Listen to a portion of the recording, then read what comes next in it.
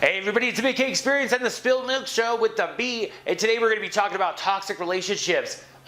What makes her stay? This is obviously stuff from people smarter than me. Life skills young adults lack, and Gangsta Grandma, all coming up.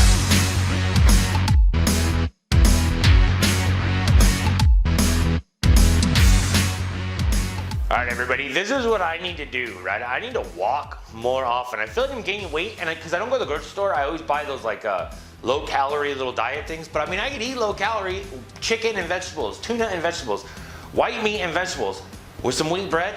I'm in like Flynn, baby. But here's the thing is that I don't go to the grocery store anymore because I live a little farther away, so I have no real opportunity to go get groceries and bring them home. That has been the name of my game right now, is trying to figure out how I'm going to pull that off. Now my roommates will take me to the store every once in a while, so that's kind of nice. But taking the bus, I have to buy the groceries and time it out perfect, so I get on the bus, so I get the groceries home, and then I can start making food for myself. Because I'm in walking distance from my house from a lot of the places I end up. That's what I really need to focus on right now, is getting that kind of stuff done. So as I move forward, I need to, I think, walk more, I need to exercise more, I need to do something, because I'm going to gain some weight. This jacket does not fit me well, and I kind of need it to because I like it. It's called a cricketeer. You can't see it. It looked like it showed off something, but I didn't. I can't get enough of this jacket not fitting. Anyways, so I need to exercise more or I'm gonna freak out. I think it's trying to get that New Year's resolution in, which is lose weight. It's not my New Year's resolution, but I'm saying, like, for people out there that it is their New Year's resolution. I see everyone out there exercising, I see everyone out there going to the gym and doing all these things to help lose weight for the new year. Here's the thing, that boosts my drive to want to lose weight.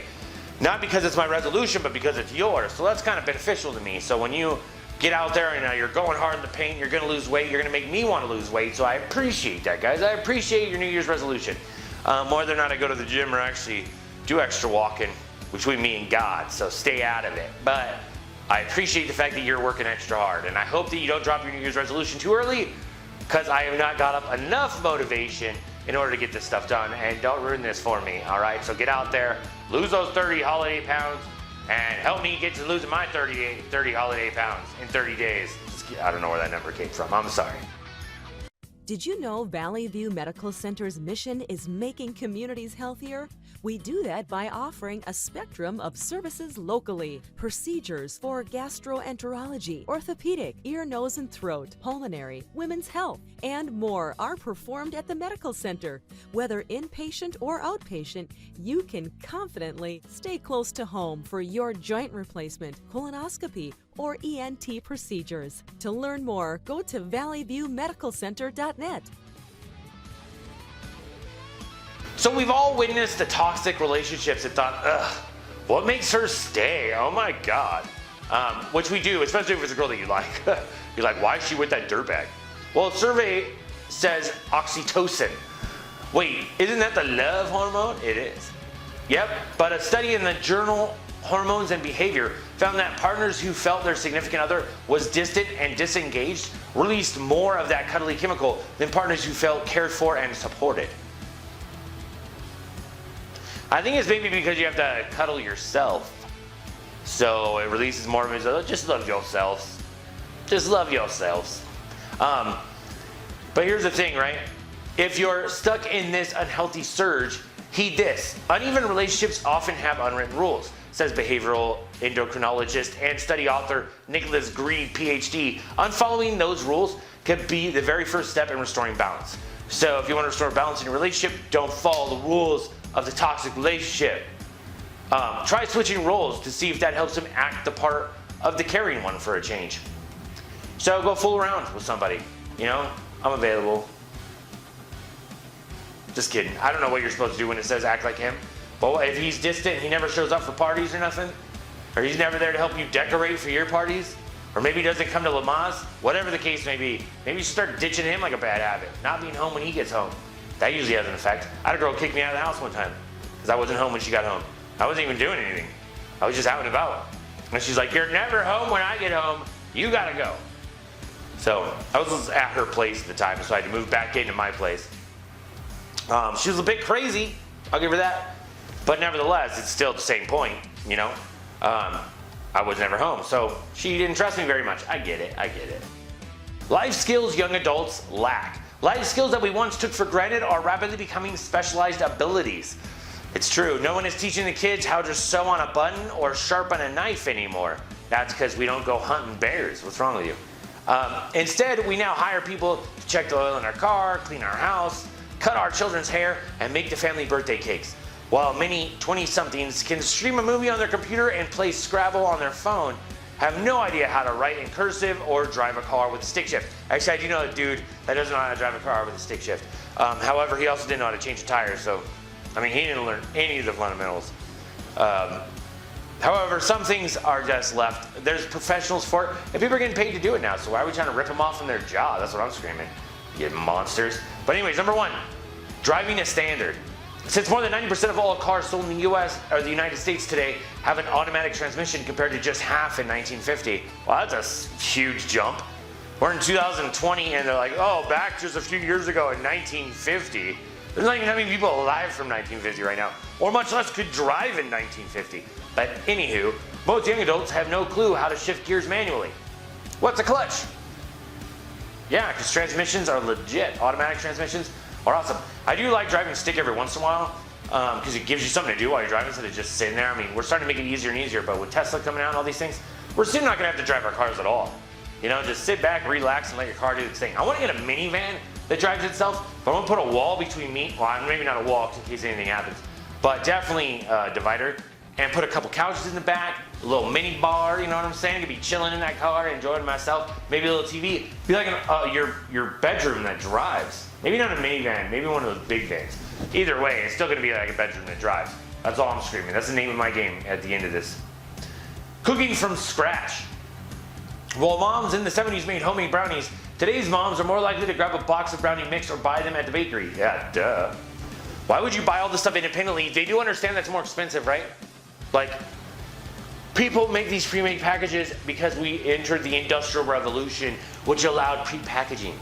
So now that we have that, we pre-package a lot of things. Because if you have to buy them all independently, you know how much waste that is? What's wrong with you wasting all that flour and gluten or whatever it is you put inside there? Now it's all perfectly proportioned in boxes and there's no waste. You use whatever's in the box, you're good to go. Imagine buying a big old thing of flour and then those little flour beetles show up, which if you've never seen them, you never worked at a pizza place, it's a flour or a dough flattener outer. So they have these little, inside flours, little bug eggs, and eventually they hatch. And then all of a sudden you have these little black bugs everywhere. And if you didn't know that, I'm sorry to break the news to you, but it's true. So if you're making your own cakes and buying your own flour and your own oil and your own, well, I don't know what you add to flour. I don't know what you, obviously I don't know. I'm one of those people, so sorry, I'm done with this. Number 3, making soap. All right, again, expensive. You have to get lye, water, animal fat, and oil, guys. All those things. Water, lye, animal fat, and oil. 3 things I have to buy just to make soap. How much soap am I gonna make out of all that stuff? Like, what is that? What is the economical value of making your own soap? If the world ends and I need to make my own soap, first up, I got a 50-50 shot of whether or not I'm gonna survive. In fact, it's probably more 30-70 than I ain't gonna make it. Because I am not used to living in nature. And it ain't because I don't know how to make my own soap. What I'm saying is that if you need to, if there's a doomed world where making soap has now become your main priority, hey, you survived. You should feel good about yourself. And take a little extra time to go to a burnt down, zombie-filled library and find that book on how to make soap and make your own soap with the oil and animal fat that you'll never find because everybody ate all the food at the grocery stores. And we don't farm our own animals. That was a dumb one. Simple carpentry. When did schools stop offering shop classes? We no longer make a bookcase, end tables, or kitchen table in the basement utility room. Mass-produced furniture is cheap and easy to replace. Well, yeah. And we use particle board, which is a more efficient way of using wood. Sawdust, basically, I would think. In different trees that aren't very big. So let these machines do their job. Now, I wish there was more factories in the US that do this, but there's not. So,